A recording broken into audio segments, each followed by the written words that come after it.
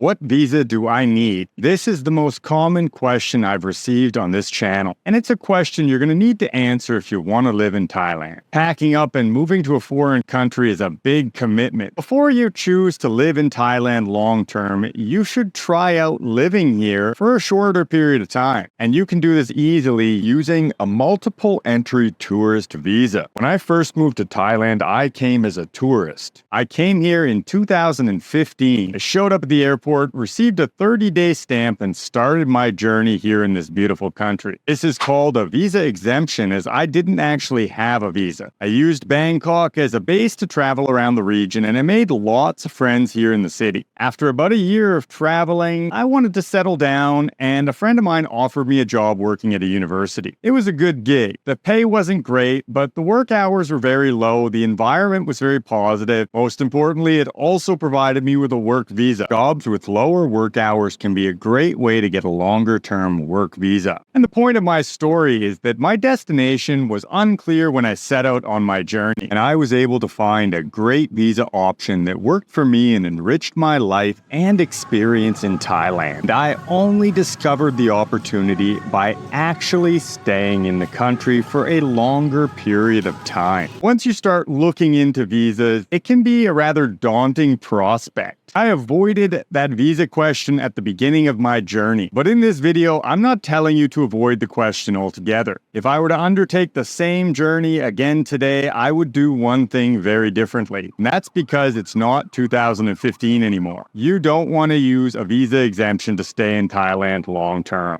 Thailand has cracked down on all the vagrants living here on 30-day visa exemptions. You're much better off getting a tourist visa, and specifically the multiple entry tourist visa. This visa allows you to easily test out living in Thailand without the risks of dealing with immigration that come with re-entering Thailand using visa exemptions. This visa is valid for an unlimited number of entries to Thailand over a 6-month period, but you do need to leave the country every 60 days or 90 days if you go to a local immigration office and get a visa extension. I cover that in my tips video, and you can check for the link in the description. This visa also has an added trick that will allow you to stay in the country for up to 9 months. If you enter Thailand, even one day before the expiry of that 6-month visa, you'll get granted a new 60-day stamp in your passport, bringing you to a total of 8 months. And you can go to a local immigration office and get that extended for an additional 30 days for a total of 9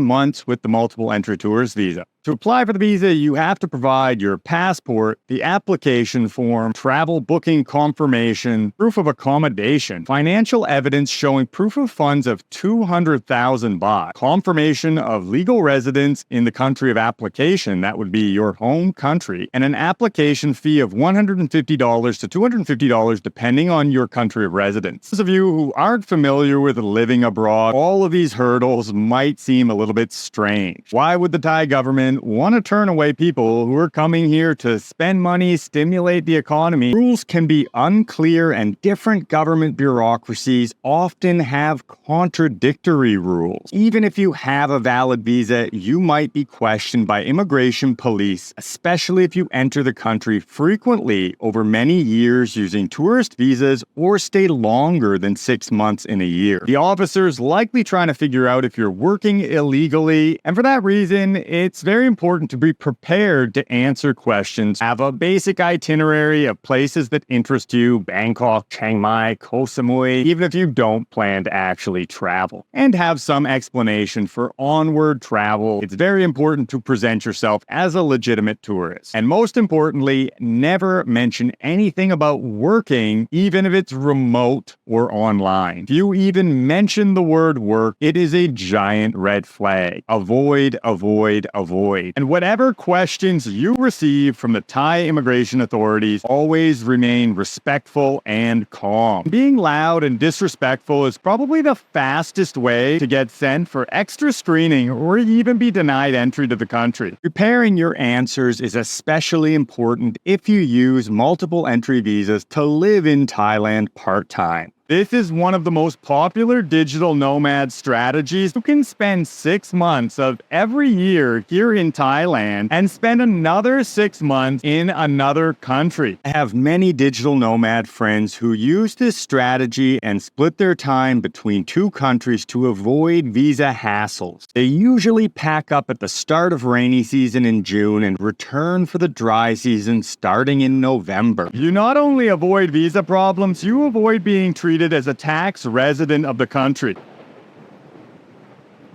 If you're a digital nomad or living on savings and under the age of 50, this can be the simplest strategy for living abroad long term.